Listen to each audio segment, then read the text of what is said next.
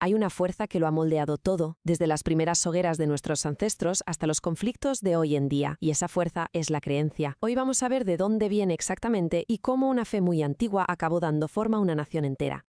A ver, pensemos en esto. ¿Por qué siempre hemos mirado a los cielos buscando respuestas?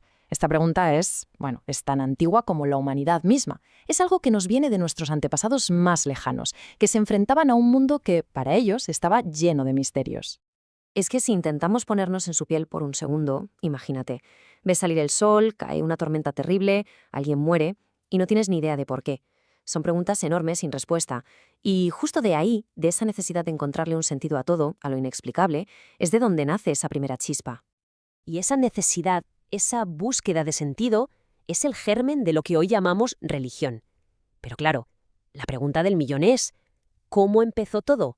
Pues mira, los expertos barajan sobre todo 3 grandes teorías que nos dan bastantes pistas. Vale, vamos a verlas.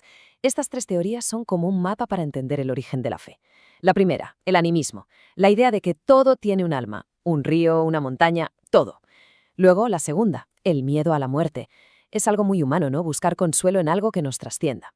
Y la tercera, y súper importante, la sociológica, la religión como el pegamento que mantiene unida a la gente. Si juntas las 3, entiendes perfectamente por qué creer es algo universal. Pero ojo, que las creencias no son algo fijo, no se quedan quietas. A medida que las sociedades evolucionan y se vuelven más complejas, sus dioses pues también evolucionan con ellas. Y este cambio supuso un punto de inflexión brutal en la historia del pensamiento. El gran salto, el cambio de paradigma, fue pasar del politeísmo, ya sabes, un montón de dioses para cada cosa, el dios del sol, la diosa de la cosecha, al monoteísmo. De repente se pasa de muchos poderes a uno solo. Un único Dios todopoderoso que lo controla absolutamente todo. O sea, fue una revolución en toda regla. Claro que esto no pasó de un día para otro, ¿eh? Hubo un paso intermedio que es clave para entenderlo todo. El enoteísmo, a ver si me explico, es la idea de que sí existen muchos dioses, pero solo se adora a uno como el jefe, el supremo. Es el puente perfecto entre un mundo y otro. Y si queremos ver un ejemplo práctico de toda esta evolución de cómo se pasa de una cosa a la otra, pues no hay caso de estudio mejor que la historia del pueblo judío. Fijaos en esta cronología, porque cuenta una historia alucinante. Empezamos con Abraham y un pacto que muchos creen que era enoteísta. Luego llega Moisés y ¡boom!, establece el monoteísmo puro como ley. Después se consolida la nación, con su centro en Jerusalén. Hasta el gran drama, la destrucción del templo por los romanos, que los obliga a dispersarse por todo el mundo. Y esa promesa que se le hace a Abraham es que es la base de todo, la piedra angular de la identidad judía. No es solo un texto sagrado, va mucho más allá. Se convierte en la justificación, en el ancla de su conexión con una tierra concreta y con su propio destino como pueblo. Vale, ahora damos un salto enorme en el tiempo. Nos plantamos miles de años después. Y vamos a ver cómo esa identidad tan antigua se reinventa y se transforma en un movimiento político moderno. ¿Por qué? Pues para hacer frente a una amenaza completamente nueva y, la verdad, muy peligrosa. Y aquí viene el punto clave de todo esto. Mucha atención.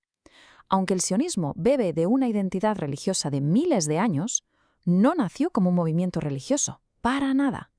Nació como una respuesta política, secular, a un problema que era muy, muy real en la Europa de la época, el antisemitismo, que no paraba de crecer. Episodios como el famoso caso Dreyfus en Francia fueron un jarro de agua fría. Pensemos, si un militar judío, un hombre completamente integrado en la sociedad francesa, podía ser acusado en falso de traición solo por ser quien era, ¿qué les quedaba a los demás? Para gente como Theodor Herzl, la conclusión fue terrible pero clara. La asimilación no había funcionado. Entonces, ¿qué pasó? Pues que se crea la Organización Sionista Mundial con un objetivo que parecía casi imposible: organizar y promover que los judíos migraran a su patria histórica. Y ojo al dato, porque en aquel momento, en esa tierra, la comunidad judía era una minoría muy, muy pequeña. La conclusión de Herzl fue, por tanto, drástica y súper directa. Si no había seguridad para los judíos en Europa, la única salida, la única solución real, era crear su propio Estado. No había otra. Era para él una cuestión de supervivencia. Toda esta historia, la del sionismo, que es un caso muy particular, en realidad nos sirve para ver algo mucho más grande: el poder que tiene una creencia para modelar el destino de todo un pueblo. Y cómo ese poder puede usarse para bien y para mal. Es que, si lo pensamos bien, al final del día, todas las religiones cumplen funciones que son básicas para el ser humano. Nos intentan explicar de dónde venimos, nos dan consuelo cuando sufrimos, nos dan unas reglas para poder convivir y, lo más importante, nos dan un sentido de pertenencia, de identidad. Son, por así decirlo, el sistema operativo de las civilizaciones. Claro, pero aquí viene la otra cara de la moneda. Esa misma fuerza que une, que da un propósito, también tiene un lado muy oscuro. Porque esas mismas creencias, que son capaces de crear una comunidad fuerte, también pueden acabar siendo la excusa perfecta para el conflicto. Sobre todo cuando en la ecuación entran la política, el territorio y la lucha por el poder. Y todo esto nos deja con una pregunta final, que sigue muy vigente hoy en día. Cuando una creencia milenaria, forjada hace siglos, choca de frente con la política moderna, ¿quién es el que dibuja la línea? ¿Dónde acaba la fe y dónde empieza la nación? La respuesta, me temo, es la que sigue escribiendo a las páginas más complicadas de nuestra historia.